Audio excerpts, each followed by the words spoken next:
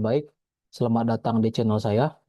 Perkenalkan, nama saya Gerald Simatupang dengan NIM C0D024056 dari Prodi D3 Perpajakan, Fakultas Ekonomi dan Bisnis Universitas Jambi.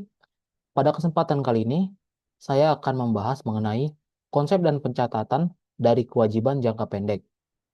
Baik, kita langsung mulai ke materinya. Latar belakang, dalam akuntansi keuangan, kewajiban atau liabilitas jangka pendek merupakan hal krusial yang menggambarkan likuiditas dan kesehatan finansial suatu perusahaan. Liabilitas jangka pendek didefinisikan sebagai kewajiban yang diharapkan akan dilunasi dalam jangka waktu 1 tahun atau satu siklus operasi normal perusahaan. Salah satu bentuk liabilitas jangka pendek yang paling kompleks adalah hutang pajak dan hutang yang timbul dari aktivitas penandaan serta operasional seperti wesel dan dividen. Di Indonesia, sistem perpajakan menganut asas withholding tax atau membayar atau menyetor dan melaporkan sendiri, di mana perusahaan diberikan kepercayaan oleh negara untuk memotong atau memungut pajak atas penghasilan yang dibayarkan kepada pihak lain. Hal ini menciptakan utang pajak di sisi perusahaan segera setelah transaksi terjadi. Kegagalan dalam memahami mekanisme pencatatan dan penyetoran ini tidak hanya berdampak pada ketidakakuratan laporan keuangan, tetapi ada juga risiko denda administrasi yang berat. Oleh karena itu, pemahaman mendalam mengenai konsep akuntansi atas PPh pasal 21, 23, 26, serta kewajiban lainnya menjadi syarat mutlak bagi seseorang praktisi akuntansi. Oke, di sini ada akuntansi utang pajak PPh pasal 21 untuk gaji karyawan. PPh pasal 21 adalah pajak atas penghasilan berupa gaji, upah, honorarium, tunjangan, dan pembayaran lain dengan nama dan dalam bentuk apapun sehubungan dengan pekerjaan maupun jabatan. Untuk mekanismenya sendiri, perusahaan berperan sebagai pemotong pajak. Untuk gaji bruto yang seharusnya diterima karyawan, dikurangi terlebih dahulu dengan porsi pajak untuk kemudian disetorkan ke kas negara.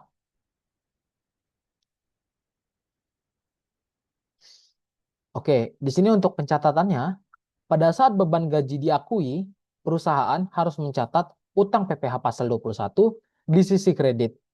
Hutang ini akan terhapus saat perusahaan melakukan pembayaran ke bank, persepsi, dan melaporkannya melalui SPT massa.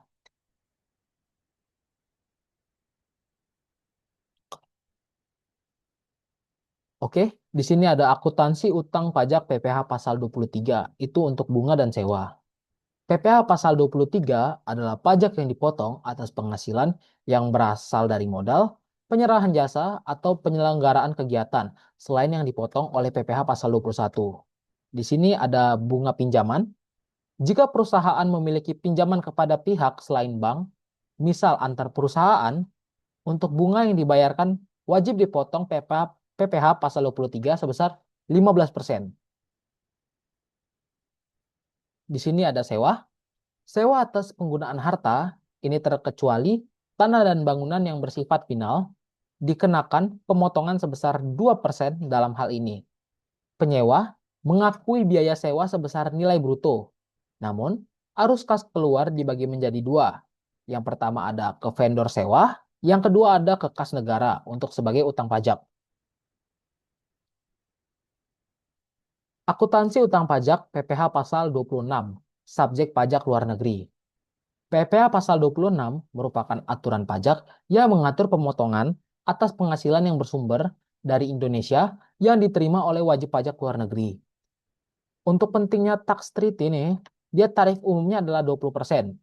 Namun, tarif ini bisa berubah menjadi lebih rendah atau nol jika terdapat tax treaty atau P3B dengan negara asal SPLN tersebut.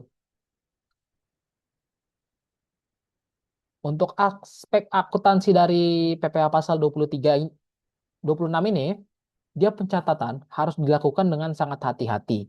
Karena seringkali melibatkan kurs mata uang asing yang berfluktuasi antara tanggal transaksi dan tanggal pembayaran pajak, sehingga bisa saja tarif yang didapat lebih besar maupun lebih kecil karena dilihat dari nilai mata uang asing itu sendiri. Baik, di sini ada akuntansi utang wesel dan dividen. Kita mulai dari utang wesel dulu. Hutang wesel ini dia merupakan janji tertulis untuk membayar sejumlah uang pada tanggal tertentu. Utang ini bisa timbul dari pembelian aset atau pinjaman jangka pendek.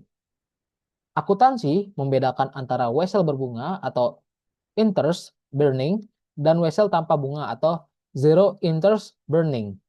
Pada wesel berbunga, bunga harus dicatat secara periodik sebagai beban bunga dan utang bunga. Baik, selanjutnya di sini ada utang dividen. Kewajiban ini tidak muncul secara otomatis dari laba, melainkan muncul saat dividen telah resmi dideklarasikan oleh Dewan Direksi dalam RUPS.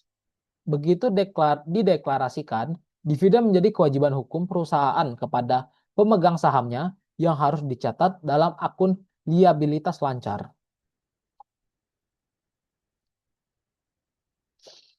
Baik, kita akan langsung ke contoh materinya.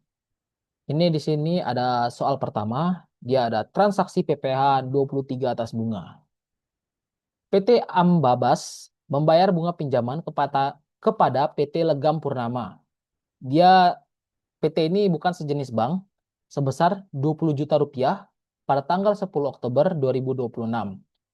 PT Legam Purnama memiliki NPWP. Jadi di sini perintahnya adalah buatlah jurnalnya. Untuk penyelesaiannya sendiri, kita harus mencari tarif dari PPh pasal 23 tersebut. Jadi untuk tarifnya sendiri itu adalah 15% untuk bunga. Untuk perhitungannya kita kalikan 20 juta rupiah dikali 15% dengan hasil 3 juta rupiah. Kita langsung ke jurnal.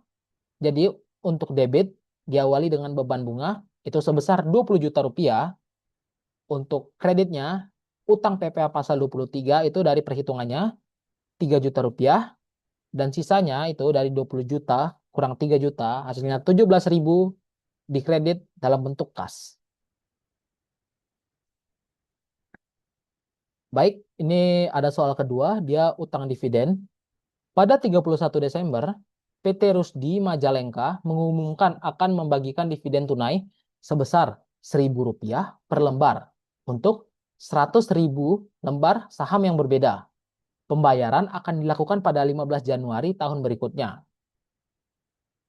Ini kita akan cari jurnalnya untuk jurnal pengumuman dan jurnal pembayaran. Untuk jurnal pengumumannya itu karena dia pas tanggal 31 Desember, belum tahun berikutnya.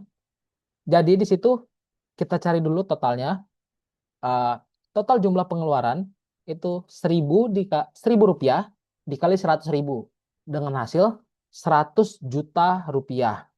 Jadi kita langsung ke jurnalnya. Jurnal pengumuman pada tanggal 31 Desember itu saldo laba 100 juta di debit, hutang dividen 100 juta di kredit.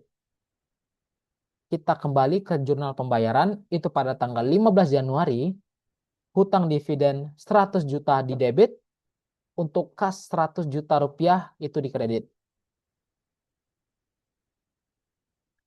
Baik, sampai segini penyampaian materi saya. Untuk kesimpulan yang dapat saya sampaikan, itu liabilitas jangka pendek, khususnya utang pajak dan instrumen keuangan lainnya memerlukan ketelitian dalam pengakuan dan pengukurannya.